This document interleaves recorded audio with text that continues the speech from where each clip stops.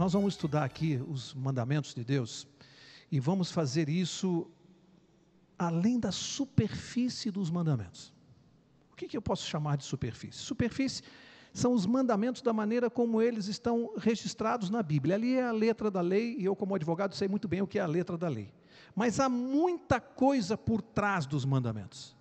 Existem princípios eternos embasando cada um desses mandamentos. E é isso que nós vamos estudar a cada quarta-feira. Ver que o mandamento ele tem uma razão de ser, ele tem um sentido, tem algo muito sério por trás de cada mandamento. E é isso que nós vamos buscar aqui. E eu queria começar fazendo uma pergunta para vocês. Imagine que eu distribuísse aqui para cada um de vocês uma folha de papel em branco, para cada um de vocês, e pedisse a vocês que fizessem um desenho do rosto do mundo, a face do mundo, como você vê. Como é que você desenharia no papel esse rosto? Seria um rosto sorridente?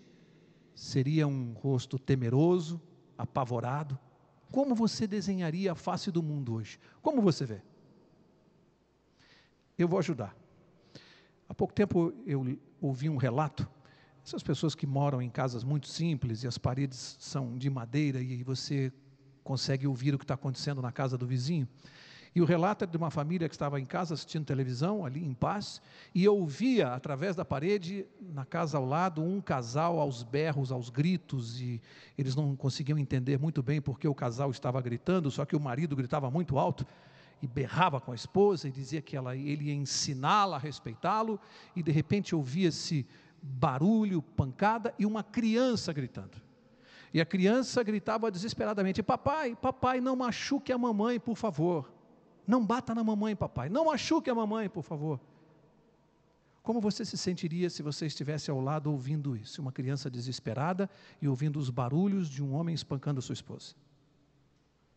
Pergunto, não sei se alguém aqui passou alguma experiência assim recentemente, ou se alguém teve alguma arma apontada para a cabeça. Talvez você esteja ouvindo isso aqui esta noite, numa circunstância de paz, de tranquilidade. Mas como você desenharia a face do mundo? Como você vê o mundo? Você desenharia alguém sorrindo ou você desenharia um rosto apavorado? Como está o mundo que nós estamos vivendo? Como você vê a face do mundo? E aí, eu quero conduzir o nosso raciocínio para nós pensarmos um pouco, e eu anotei aqui, e vou ler para vocês alguns dados, algumas informações que talvez vocês não tenham, sobre as condições atuais da vida da humanidade. Esse mundo aqui que nós estamos vivendo. Vocês querem verem alguns dados interessantes aqui, no aspecto negativo? Segundo a Organização Mundial da Saúde, aproximadamente 5 milhões de crianças morrem de fome todo ano. Pensa, 5 milhões de crianças morrendo de fome. Isso dá, fizemos um cálculo aqui, aproximadamente 13.700 crianças por dia, morrendo de fome, nesse mundo que nós estamos vivendo aqui. Quer ver um outro dado? Aproximadamente 20 milhões de pessoas estão vivendo refugiadas, fugindo, seja das autoridades, seja do marido, seja da esposa, seja por questões de perseguição política, por questões de perseguição religiosa, seja lá, as autoridades têm aproximadamente, hoje no mundo, 20 milhões de pessoas refugiadas, vivendo apavoradas, fugindo de alguma coisa. Quer ver um outro número? Esse mais assustador. Aproximadamente 100 milhões de crianças dormem nas ruas, nas grandes cidades do mundo. 100 milhões de crianças. Praticamente um pouco mais da metade da população do Brasil. De crianças dormindo na rua, sem lar. Esses dados não querem dizer nada para vocês? Será que isso não é razão de uma investigação, da gente parar para pensar? Até algum tempo atrás, essas tragédias eram apenas números de estatística. Ah, isso, 5 milhões aqui, fome.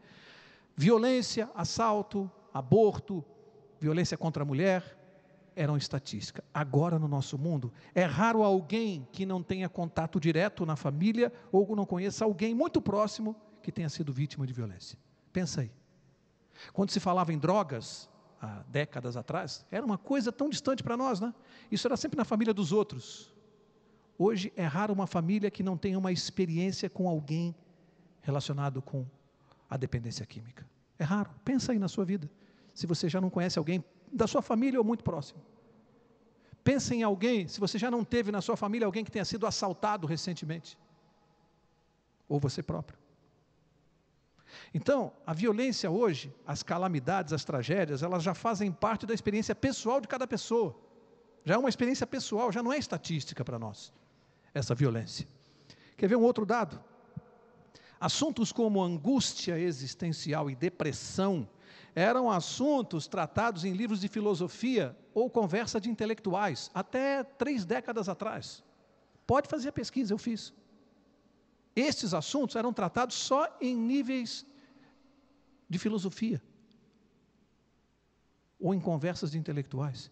Hoje, as clínicas estão lotadas dos profissionais da área de psicologia ou de psiquiatria, lotadas com pessoas que têm, na maioria das vezes, depressão ou angústia existencial. O que está acontecendo com o ser humano? Qual é o problema do ser humano?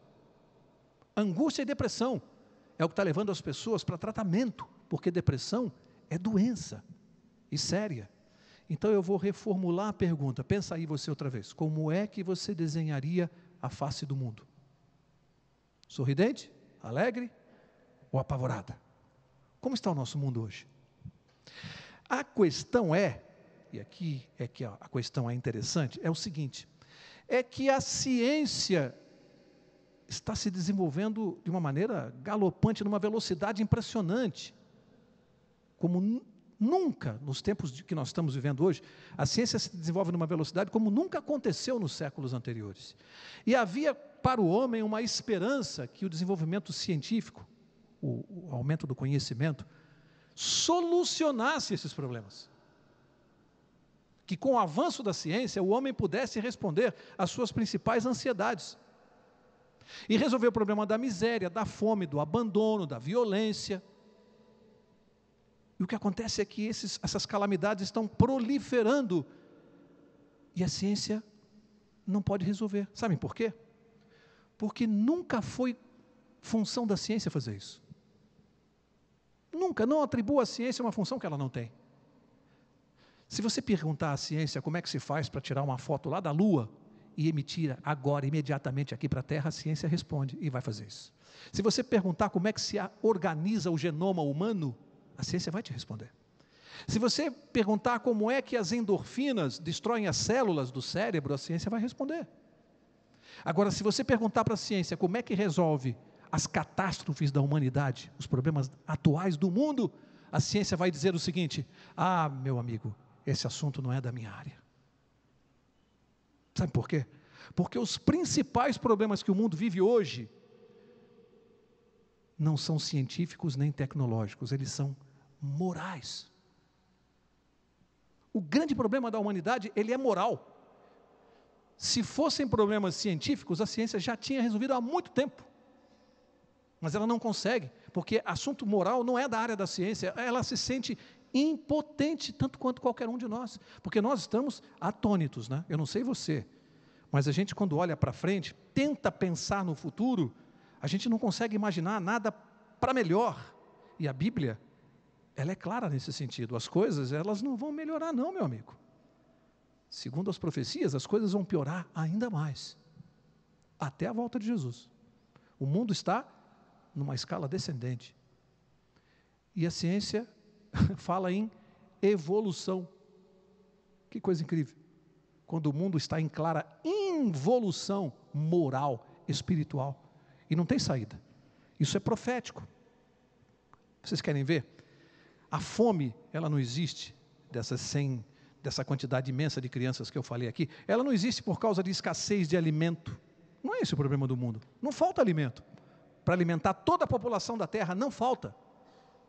O que existe é má distribuição de renda. O que existe é opressão dos pobres. Isso é um problema científico? Isso é um problema moral do ser humano. E a ciência não tem como resolver isso. A violência contra a criança, contra a mulher, o aborto, as drogas, o alcoolismo, os vícios em geral, todas as dependências, a pornografia, tudo isso. A ciência não pode fazer nada para resolver. Pensa aí na sua cabeça, alguma coisa desses problemas da humanidade hoje que a ciência possa resolver. Todos esses problemas são morais. Portanto, não adianta o homem intelectual buscar solução intelectual. Solução na ciência, não vai encontrar, não vai resolver. Eu disse há pouco, eu vou repetir, a ciência está tão atônita quanto nós, frustrada. Ela não pode fazer nada, ela não tem meios para resolver isso. E é lamentável como o ser humano, grande parte da população da Terra, ela reluta em aceitar isso, porque para grande parte da humanidade é humilhante ter que admitir isso. Especialmente para os pensadores, para os intelectuais. Eles não podem admitir, porque o princípio fundamental do racionalismo, o centro do pensamento racionalista é o seguinte, é a autossuficiência, é o homem não depender de mais nada para resolver os seus problemas. Os problemas têm que ser resolvidos pelo próprio homem, pelo domínio da sua mente, pela autoajuda. O homem atual, intelectual, não aceita que a solução venha de maneira externa, venha de fora e venha de um ser que ele não conhece, ele não pode tocar, ele não pode ver. Deus. O intelectual não aceita isso. Como pedir ajuda a um ser que ele não vê? Como depender de alguém que ele não toca? Como admitir que os problemas que ele tem não têm solução humana e a solução depende de alguém, de outra pessoa? Como admitir isso para o homem? Isso é humilhante para o homem moderno, para essa geração pós-moderna. E aí, eu quero que você abra comigo, vamos ver como é que a Bíblia nos posiciona a respeito disso. Vá comigo até 2 Timóteo, capítulo 3, veja o que a Bíblia disse há tantos anos atrás, tantos séculos, está lá para quem quiser ler. 2 Timóteo, capítulo 3, aqui tem uma radiografia da humanidade. Isso que a gente está descrevendo aqui, a Bíblia já tinha contado isso para nós, não é nenhum segredo para o leitor atento da Bíblia. 2 Timóteo 3, verso 1 diz assim, sabe porém isto, nos últimos dias, quando? Nos últimos, essa profecia para quando é? É para agora, é para nós. Portanto, é uma fotografia tirada há 2000 anos para nós. Falou para nós, nos últimos dias, sobrevirão tempos, o que diz aqui? Você está sentindo os tempos difíceis? Está fácil viver nesse mundo? A Bíblia acertou ou errou? Acertou, diz que nos últimos dias os tempos seriam difíceis. E aqui ela bate um retrato do homem. Ela diz assim, pois os homens serão amantes de si mesmos. O que é amante de si mesmo?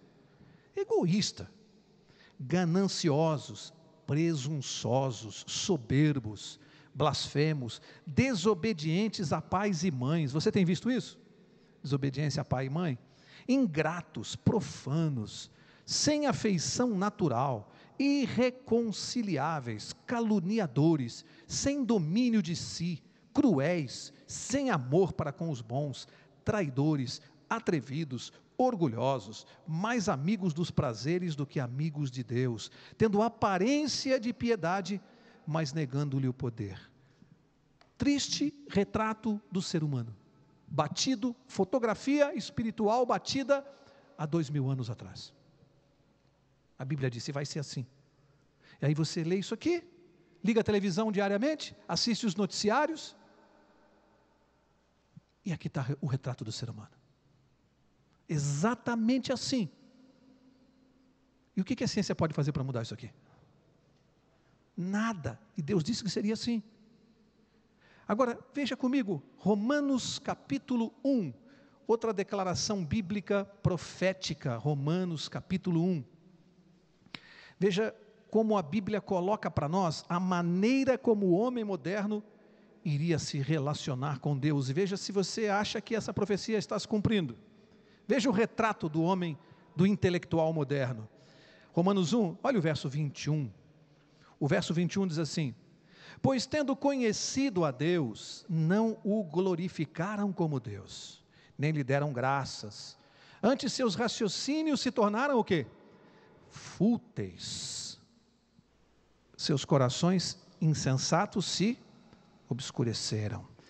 Aqui é o verso que eu queria achar, verso 22, diz assim: dizendo-se sábios, tornaram-se loucos. Você entendeu o que está escrito aqui?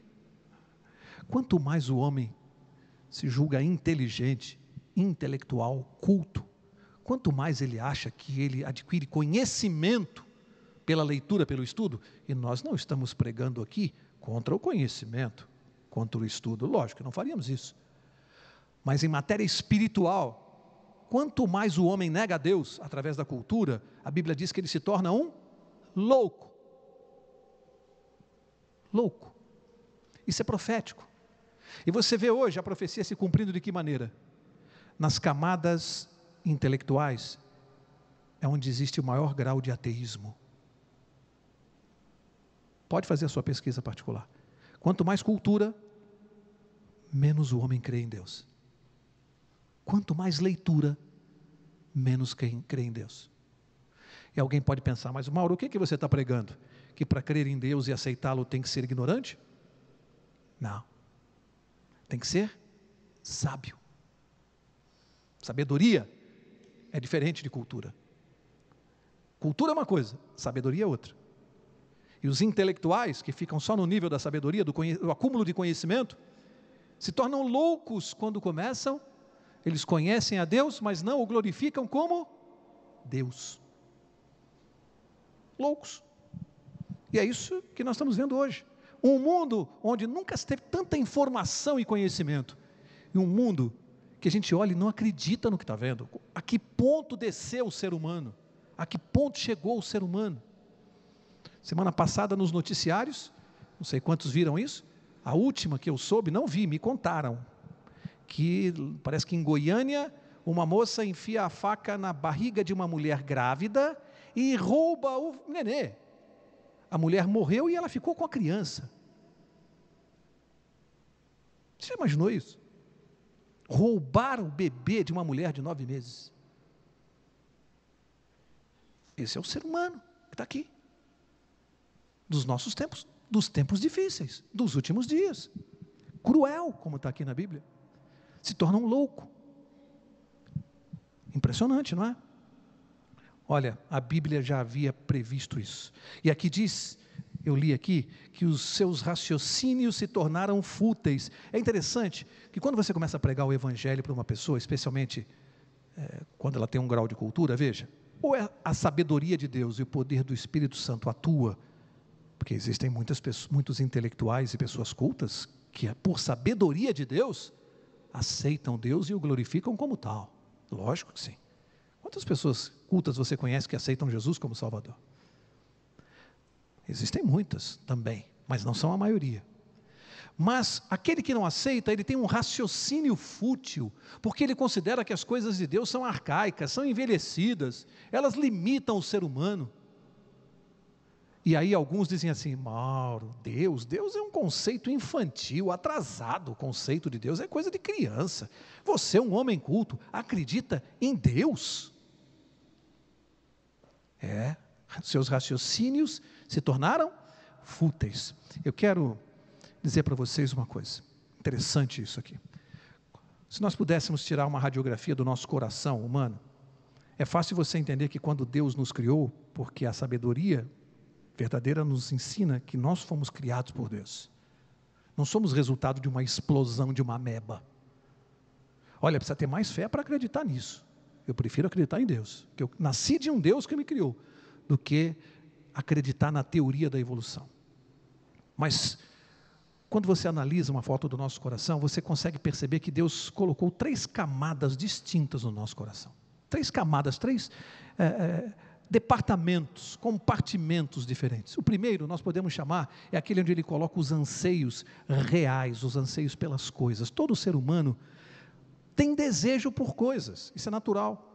Quem é que não gosta de ver um sapato bonito e colocar? Quem não gosta de uma roupa bonita? Quem não gosta de comprar uma coisa, de ter coisas bonitas? Isso não é errado não, gente. Deus colocou em nós o desejo pelas coisas. As coisas nos atraem. E assim, um carro, um apartamento, enfim, Nós temos desejos por coisas. Aí tem um segundo compartimento do nosso coração, onde Deus colocou o desejo por pessoas, onde está a área dos relacionamentos. Todo ser humano, para ser feliz, ele tem que preencher a área do relacionamento. Você precisa ser amado e amar. Ser humano que não ama e não é amado é infeliz. E por que não dá para viver sem isso? Porque Deus colocou isso dentro de nós, na nossa natureza. Foi Deus que colocou. A necessidade pelo relacionamento humano. A necessidade de ser aceito, de ser admirado, de ser amado. Por isso que pessoas que não têm isso, têm uma autoestima baixa. Se trabalha esse compartimento da pessoa, que foi Deus quem fez. Mas há um terceiro compartimento. Primeiro, necessidades e desejos reais pelas coisas. Depois, necessidades e desejos pessoais, relação com pessoas.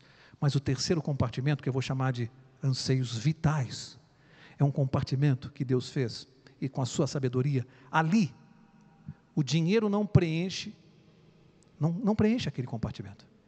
As pessoas não preenchem, fama não preenche, poder não preenche, nada. É uma casinha que Ele fez para ele morar. Os anseios mais fundamentais do ser humano. É o que dá razão de ser para a vida, o que preenche o vazio da existência. O Deus fez dentro de nós um lugar que só Ele pode preencher. O ser humano que não consegue preencher esse compartimento, ele é profundamente infeliz, mesmo que ele não tenha consciência dessa necessidade.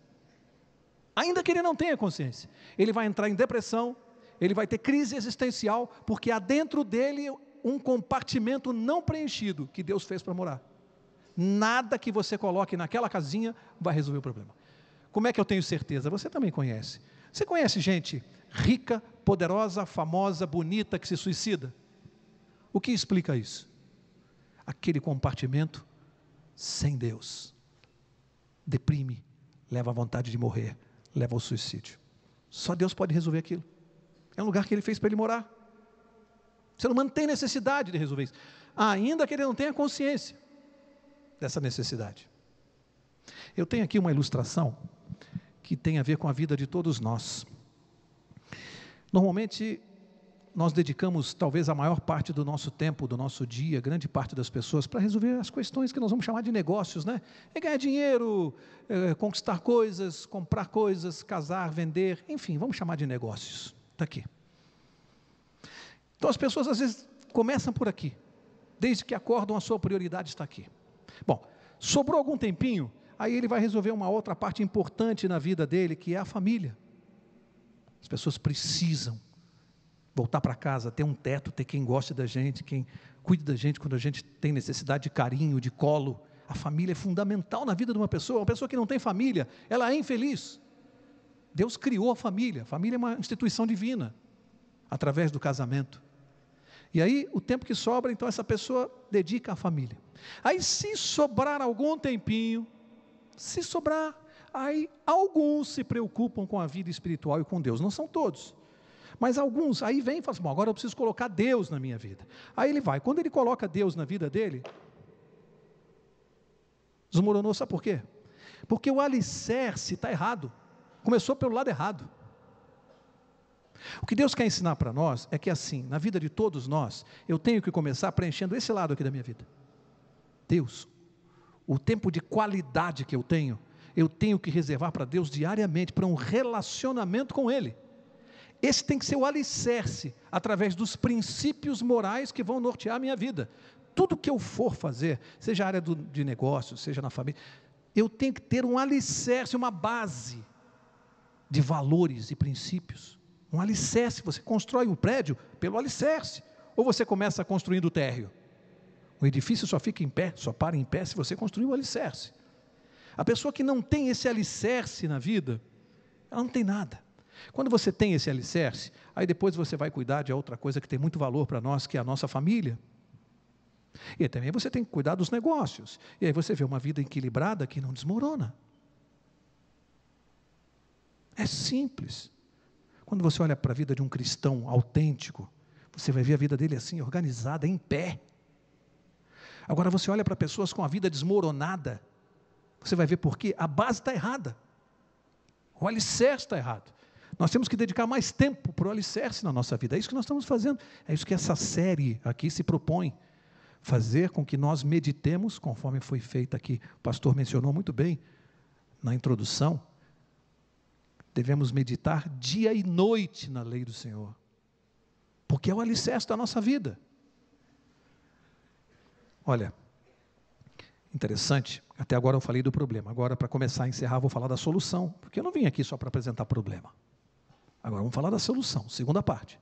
Solução de toda essa tragédia que a gente viu até agora. Tem solução? Tem, claro que tem. E é interessante, eu não sei se alguém já teve essa oportunidade, se você visitar a sala de audiências da Suprema Corte em Washington, Tribunal de Justiça lá de Washington, nos Estados Unidos, você vai ver no teto, existem várias pinturas, figuras desenhadas no teto do Tribunal de Justiça. E dentre estas figuras, você vai ver lá um personagem com 2 tábuas na sua mão direita. Você sabe quem é? Moisés e os 10? Por que isso é importante no Tribunal de Justiça de Washington? Quer dizer alguma coisa isso para você? Quando você entra num tribunal de justiça humano e vê lá o símbolo principal da lei de Deus, acima, no teto, acima da lei dos homens. Porque os Estados Unidos é um país com tradição protestante. O que nos faz meditar é que aquelas gerações, quando construíram aquele edifício, que já tem muitas décadas, eu não sei quantas, mas é muito antigo o edifício, aquelas gerações não tinham vergonha de admitir isso e de assumir isso, o lugar da lei de Deus acima. As gerações modernas têm vergonha, provavelmente em prédios públicos hoje, nos tribunais de São Paulo, provavelmente mandassem remover aquilo, pintar aquilo. Porque o ser humano de hoje, ele tem vergonha, ele é arrogante, tem vergonha de admitir e vai dizer que aquela é uma lei velha, antiga, que não tem mais nada a ver conosco. Será que não? Será que não tem nada? Eu queria falar um pouquinho sobre lei. Interessante isso, uma noção. Quando se fala em lei, por isso que algumas pessoas, quando a gente fala assim, lei de Deus, há uma certa dificuldade. Porque quando se fala em lei, há uma noção equivocada dessa palavra. Porque a primeira ideia que vem na mente das pessoas, no conceito de lei, é um conceito equivocado de alguma coisa que é resultado de uma imposição, controle, autoritarismo. É essa visão que as pessoas têm de lei. Então, é alguém impondo para eu fazer alguma coisa na minha vida, que eu não quero fazer. Esse é um conceito equivocado. Querem ver um outro conceito?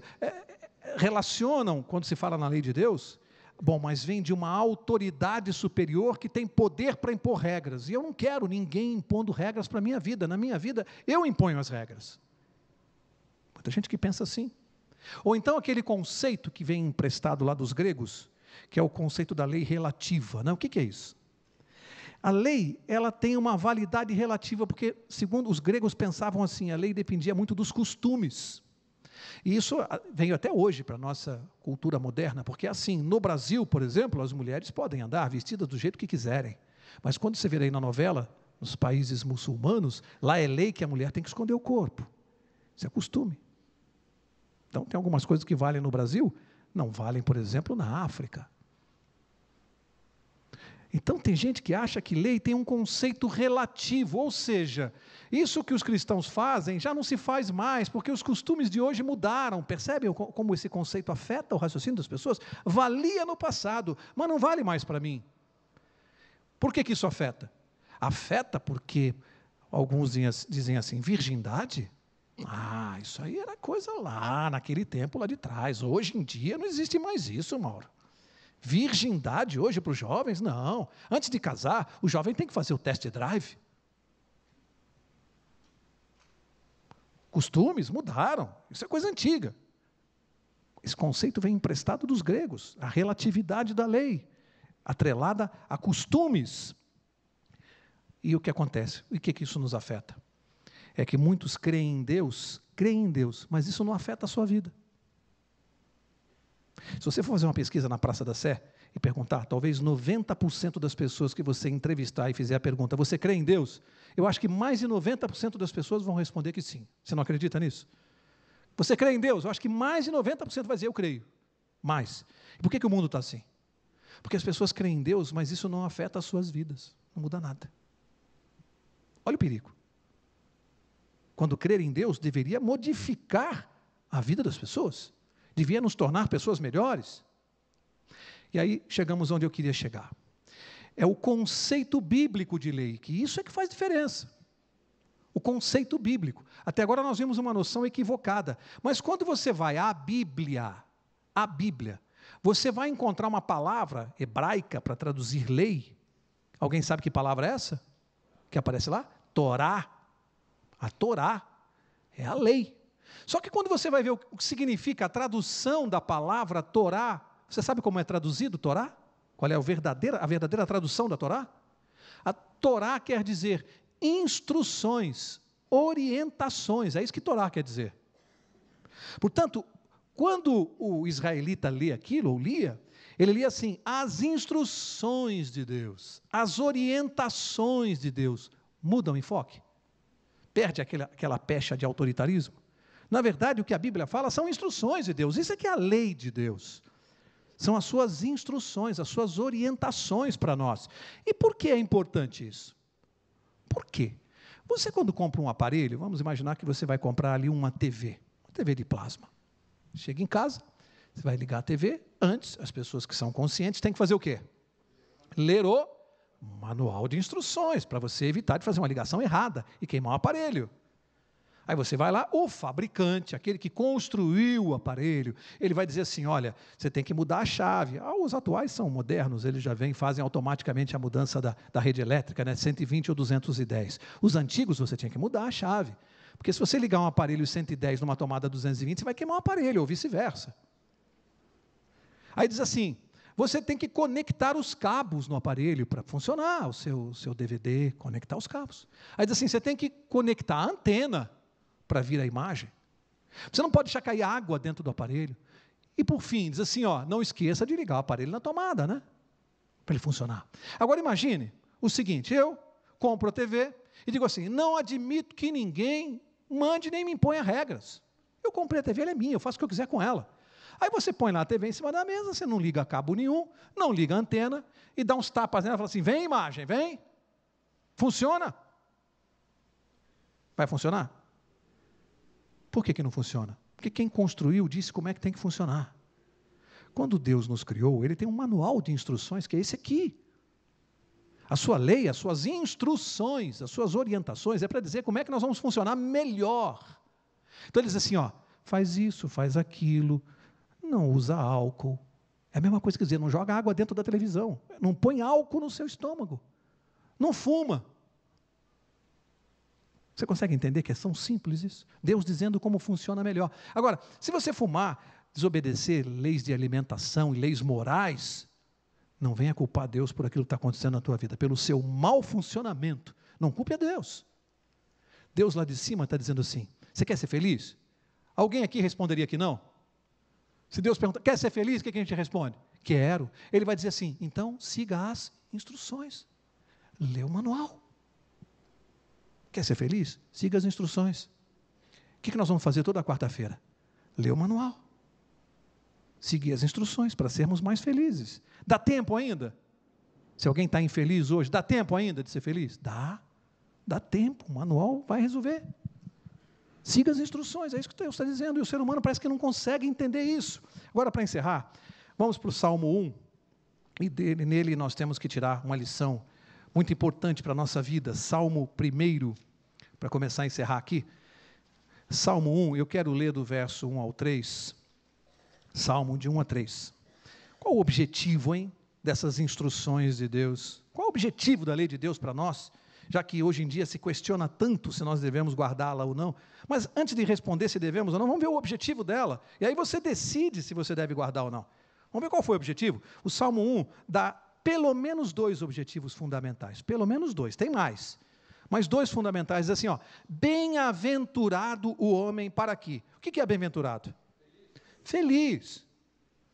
A Bíblia está dizendo assim, feliz o homem, isso me interessa, isso aqui me interessa, feliz, vamos ver, o que eu preciso fazer?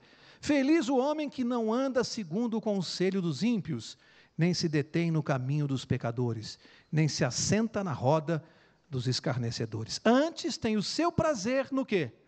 Na lei do Senhor, e na sua lei medita de dia e de noite. Será como a árvore plantada junto a ribeiros de águas, a qual dá o seu fruto na estação própria, e cujas folhas não caem. Tudo o que fizer, o que diz aí? Prosperará, ou será bem-sucedido, algumas traduções. Então nós temos aqui dois objetivos principais para se guardar a lei de Deus, para seguir as instruções. Primeiro, ser mais feliz. Isso é uma promessa de Deus. Ele diz que se você guardar a lei dele e meditar nela, da sua vida, você será mais feliz. Dá para duvidar de Deus? E segundo, ele diz que aquele que guarda a sua lei é bem-sucedido. Essa ilustração que eu fiz aqui é bíblica ou não? Para ser bem-sucedido, o que eu preciso fazer primeiro?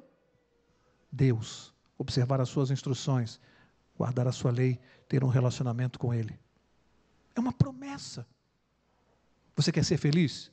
Você quer ser bem-sucedido no casamento, nos negócios, nos relacionamentos, com os filhos, com a esposa, com o marido? Você quer ser mais feliz? Você quer ser bem-sucedido naquilo que você faz?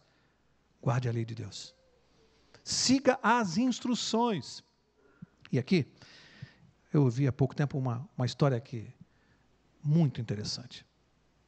Uma pessoa contava que ele estava caminhando próximo a uma estrada e fazendo o seu Cooper, e de repente ele viu um carro parar, abrir a porta e jogar um cachorrinho para fora. Um cachorrinho. Soltou ali, o carro foi embora. Acho que quiseram se desfazer do cachorro, tem gente que faz isso, e soltou o cachorro ali. E ele foi andando, o cachorro já viu, né? Eu queria companhia, ele andando, o cachorrinho fez ele de amigo. O cachorro é impressionante, ele se afeiçoa. E ele começou a andar metros e metros, aquele cachorrinho junto com ele. Cada vez que ele parava na frente assim de uma entrada, da porta de uma chácara, o cachorro ia ali, cheirava, fuçava e vinha atrás dele. E ele caminhando. Lá pelas tantas, no sentido contrário, vinham vindo umas moças. E ele vindo o cachorrinho do lado, daqui a pouco as moças passaram, o cachorrinho atrás das moças. Largaram ele e foram atrás delas. Não sei por que o cachorrinho preferiu as moças, mas foi atrás delas. E ele olhou para trás e pensou, cachorrinho vulnerável esse, né? Foi atrás das moças. E ele continuou caminhando. Daqui a pouco vinha uma outra pessoa, ela vinha o cachorrinho correndo atrás da outra pessoa. E ele ia para lá e para cá, atrás das pessoas. E parava. E aí passou na frente de um portão de uma chácara. Tinha lá um portão grande e uns cachorros grandes trancados ali pelo portão. Latindo, e tinha a cerca ali. E o cachorrinho ficou do lado de cá, e os outros latindo de lá e trancados pela cerca, e o cachorrinho ia. Ia lá para frente, para trás. Daqui a pouco o cachorrinho voltou com uma outra pessoa que passou, e foi. Lá pelas tantas ele ouviu uma freada forte, barulho, o carro freou, e quando ele olhou, o cidadão não tinha visto direito e atropelou e matou o cachorrinho. Que lição nós tiramos disso? A lição é que os outros cachorros estavam presos atrás de uma cerca, mas seguros, protegidos. Aquela cerca não é desamor do dono, não é para o cachorro ser infeliz, é um ato de amor. O outro foi solto, foi deixado em liberdade, a seu bel prazer, para ir para onde ele queria, e acabou encontrando a morte. As cercas de Deus, as cercas que Deus coloca para nós através dos seus mandamentos, são um ato de amor. Quando Deus diz assim, até aqui você vai, não passa dali. Cuidado, Deus está protegendo a nossa vida. Às vezes, aqueles que olham para as cercas e pensam, imaginam, têm a ilusão que por trás da cerca possa haver liberdade e felicidade. Ilusão. Por trás da cerca existe morte, e Deus quer evitar isso. Aparentemente, quem está vivendo ali, com uma limitação, é um ato de amor que preserva a vida. E eu, ao ouvir essa história, fiquei pensando em fazer essa aplicação, porque é muito importante nós entendermos os nãos de Deus, os nãos, as cercas que Deus coloca. Você vai a um zoológico, tem lá o leão. Normalmente, em todo zoológico, tem uma placa grande lá, né? Não coloque a mão na jaula do leão. Sempre tem, aviso. Agora, imagina, eu chego lá, vejo aquela placa e falo assim, mas o dono desse zoológico aqui é um cara prepotente, hein? Autoritário. Não pode fazer nada. Não pode colocar a mão na jaula do leão, do tigre, não pode colocar a mão em lugar nenhum, não posso fazer nada aqui. Mas aquele não é um ato de amor, sim ou não? É um aviso para o seu bem, para o meu bem. Deus quer, o administrador, o gerente do zoológico, na verdade, o que ele quer é que a gente não perca a mão. Os nãos da lei de Deus são atos de amor. Mas nós não podemos ficar focados só nos nãos, digamos assim, entre aspas, esse é o aspecto negativo dos mandamentos, né? Os nãos. Mas e os aspectos positivos? E os princípios que estão por trás? Por que eu não posso fazer aquilo que Deus está recomendando? Porque há outros princípios que eu devo praticar e respeitar. Exemplo, quando Deus diz, não terás outros deuses diante de mim. Qual é o princípio por trás desse mandamento? É o princípio da lealdade. É por isso que eu não vou cultuar outro Deus. Quando Deus me diz, não faça imagens, não cultue imagens, não adore imagens. Qual é o princípio? Adoração. Não usar o nome de Deus em vão. Qual é o princípio por trás? Reverência. Lembra-te do dia do sábado para o santificar. Qual é o princípio? Santificação. Honrar pai e mãe. Qual é o princípio? Respeito à autoridade. Não matar. Respeito à vida. Não adulterar. Qual o princípio? Fidelidade. Não mentir. Qual o princípio? Não roubar. Qual o princípio? Honestidade. Não mentir. Veracidade. E não cobiçar. Qual o princípio? Contentamento. Esse é o aspecto positivo. É aquilo que eu tenho que fazer, o que eu tenho que respeitar. Nós vamos dissecar isso melhor ao longo dos estudos. Vamos trabalhar melhor isso. Para mostrar que esses nãos são atos de amor da parte de Deus. Mas parece que o mundo não está muito preocupado com questões morais, não. O homem, ele pega os mandamentos, especialmente o mundo evangélico moderno. É assim, faz uma adaptação. Eu brinco, às vezes, com alguns amigos evangélicos, e a gente tem amigos e pessoas sinceras em todas as religiões. Em todas, tem gente sincera, tem gente da melhor. Tem cristão de primeira linha em todas as religiões. Tem gente salva em todas as religiões, gente que vai se salvar porque é sincera. Deus cobra aquilo que você conhece, que você sabe. Mas eu tenho amigos que é interessante, a gente vai lá, mostra na Bíblia, e a pessoa, ela escolhe. Eu brinquei outro dia com um amigo, eu disse assim, a sua Bíblia deve ser fininha, né? Ele falou, por quê? Porque tudo que você não concorda, eu acho que você arranca a página. Você só deixa a página do que você concorda, do que se adapta à sua vontade, às suas necessidades, aos seus desejos. Quando é contrário ao que você gosta, você deve arrancar a página. É o único jeito de conviver com a Bíblia. Então o homem gosta de adaptar a lei de Deus à sua vontade. Olha, isso aqui eu gosto, então isso aqui eu vou fazer. Aquilo eu não gosto. Não, então aquilo eu não vou fazer, não. Não gosto. Aquilo lá não... é velho, é do passado. E assim o homem fica brincando com Deus. Hoje existe um amuleto chamado Deus. Serve para as emergências, né? Um amuleto, Deus. Então eu vou levando a minha vida, está tudo... De repente, quando acontece aquilo aqui, despencou. Senhor, Deus. Aí eu vou para o amuleto. Emergência, problema. Resolvido o problema. Puxa, estou feliz, né? Aí eu vivo como se não existisse Deus. Volto para a minha vida. O amuleto está ali. Se eu precisar de novo, eu vou para ele. É um amuleto. Para emergência. Se houver necessidade, eu recorro a ele. Se não é, eu sei tocar muito bem a minha vida sozinho. Cristianismo secularizado. Sabe qual é a diferença entre o pagão e o cristão secularizado? Sabe qual é? O pagão e o cristão. É que o cristão secularizado, ele frequenta a igreja, às vezes. Então ele vai lá, mas ele vai com aquela ideia do consumidor, mentalidade de consumidor. Então ele senta lá, e ele vem para ouvir o sermão e talvez até criticar, se ele gostar. Se ele gostar, ele elogia. Se não gostar, ele critica. Consumidor. Então, como ele paga a oferta, entre aspas, pagar, ele se sente no direito de cobrar, ele quer um bom serviço, uma boa prestação de serviço. Estou pagando. Então ele critica. Então é aquele que sai falando mal do pastor, do sermão, vou mudar de igreja, aquela igreja não presta um bom serviço, eu quero um sermão, eu quero show, quero uma banda legal, quero uma igreja, estou pagando. E aí os líderes espirituais, o que fazem? Precisam preparar um bom show, precisa preencher a expectativa da plateia. Vamos dar o que o povo está pedindo. Porque é consumidor, é mentalidade de consumidor. Isso é cristianismo secularizado. Cristão consumidor, ele vem à igreja para analisar e para criticar. Ele não vem para adorar. Ele não vem para buscar perdão de pecados, ele não vem buscar mudança de vida, ele não vem buscar mudança de caráter. Não, isso ele não está interessado, ele quer o auê. Isso é coisa séria, gente. Aquele cristianismo secularizado vende uma graça barata, né? Aquele Cristo que aceita tudo. Tudo. Aceita inclusive o cristão que não se arrepende e não remove o pecado da sua vida. Não, fica assim do mesmo. Você é assim, fica do mesmo jeito, não precisa mudar não. Graça barata. É um Jesus que aceita tudo. Não existe pecado para o cristianismo secularizado. Essa palavra não existe. Essa palavra é pecado, não. Isso é uma coisa antiga. Existe escolha pessoal. Eu fiz uma escolha pessoal por esse caminho, essas tendências que eu tenho, essas opções. E aí você vai para a área sexual, vai para o que você quiser. São escolhas pessoais. Não é pecado, são escolhas. Vamos encerrar? Êxodo capítulo 20, para encerrar aqui. Encerrar e deixando o link para a próxima semana, porque nós vamos partir daqui. Êxodo capítulo 20, evidentemente, primeiro mandamento, verso 1, daqui que nós vamos seguir.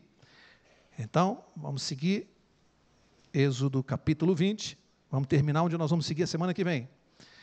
Vou deixar aqui um gostinho para a gente estudar. Êxodo 20, eu quero ler com vocês só o verso 1 e 2. Só 1 e 2. Êxodo 20, verso 1 diz assim: Então falou Deus todas estas palavras: Eu sou o Senhor teu Deus, que te tirei da terra do Egito, da casa da servidão. Para aqui. Você percebe que o primeiro mandamento, ele começa no verso 3. E é interessante porque algumas pessoas dizem assim: os adventistas pregam que você, para se salvar, precisa guardar a lei. Alguém aqui já ouviu alguma vez, aqui da frente, alguém pregar isso? Então, vou pedir um favor a vocês, visitas, especialmente os queridos irmãos de outras denominações. O dia que você ouvir isso, diga assim: olha, eu fui lá na igreja adventista, mas eu não ouvi isso não, defenda a gente. Porque nós nunca pregamos isso. Nunca dissemos que para se salvar precisa guardar mandamento. A gente sempre prega aqui que quem salva é Jesus, é a fé em Cristo e ponto. Ninguém se salva por guardar mandamento. Mas o próprio mandamento ensina isso. Porque antes de dizer os 10 mandamentos, Deus começa dizendo assim: eu sou o Senhor teu Deus, que te tirei da terra do Egito, da casa da servidão. E aqui tem uma coisa para a gente entender. Porque Egito na Bíblia, ele é sinônimo de quê? Símbolo de quê? Pecado, tanto que fala da casa da servidão do pecado. Deus tirou aquele povo escravizado como símbolo do ser humano escravizado do pecado. Deus foi lá e deu a graça. A graça salvou aquele povo, graça. Depois ele fala em obediência: olha, eu te salvei, eu te tirei do pecado, então, por causa disso, por isso, guarda os mandamentos que eu vou te dizer a partir de agora. Primeiro Deus fala em graça, depois ele fala em obediência.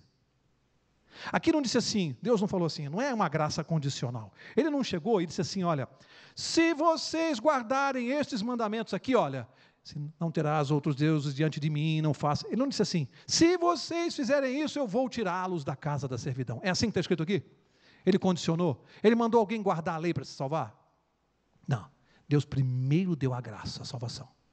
Depois ele falou em obediência. Mas o que eu aprendo? É que depois que ele me livra do pecado, ele me mandou fazer o quê? Guardar os mandamentos. Ele diz quais são. Já que você está salvo, Mauro, já que eu te libertei da escravidão do pecado, então siga as instruções para você se manter salvo. É isso que essa igreja ensina. É isso que a Bíblia ensina. É isso que está no mandamento. É assim que começa o mandamento. Deus, primeiro ele nos salva. Primeiro, depois ele fala em obediência. Primeiro a graça, depois a obediência. É isso que nós ensinamos. Eu quero encerrar do jeito que eu gosto, sempre com alguma história que a gente possa levar para casa. O fazendeiro tinha 2 cavalos. Um cavalo, você ficava observando e percebia que ele era estranho. E com o tempo você percebia que ele era cego. Vagueava assim, vagava. E havia um outro cavalo com um sininho no pescoço. E aí dava para entender por quê. E interessante é que o fazendeiro não se desfez dos 2 cavalos porque um tinha um defeito. Ele colocou um outro, mais jovem, com um sininho, para guiar o que era cego, porque o cego ouvia o barulho do sininho do outro, e ele seguia o outro pelo barulho. Passeavam, iam se alimentar, e o que tinha o sininho, ele andava, daqui a pouco ele parava e ficava olhando para trás para esperar o cego chegar, porque ele vinha pelo barulho. Ele guiava o outro. E assim eles passavam o dia inteiro. Chegavam no final da tarde para voltar para o estábulo, o cego vinha pelo barulho do sininho, e assim os 2 o tempo todo. Olha que coisa linda. Um guiava e o outro seguia. Que lição eu tiro disso, hein? Sabe que Deus não se desfez de nós só porque nós temos defeitos. Deus sempre coloca na nossa vida alguém com um sininho para nos guiar. Às vezes nós somos o cavalo cego, às vezes nós somos o que guia. Depende das circunstâncias e do momento da vida. Eu quero dizer para vocês que o objetivo desta série que está começando hoje, o objetivo dela é que aqui nós sejamos o cavalo que guia, que mostra ao povo as instruções, o caminho, as placas de indicação. Você quer ir para o céu? Tenho certeza que sim, eu também. Siga as instruções, siga as placas. As placas estão aqui. Mas lembre-se, primeiro Deus nos salvou, nos tirou da terra do Egito, da casa da escravidão. Lembre-se disso, da servidão. Primeiro a graça. Mas uma vez salvos, nós temos que guardar essa lei. Temos que seguir as instruções. Na próxima quarta nós vamos seguir estudando o primeiro mandamento. Vamos ver o que nós podemos tirar dele para a nossa vida. Qual a importância desse mandamento, o primeiro deles. Na próxima quarta, na sequência.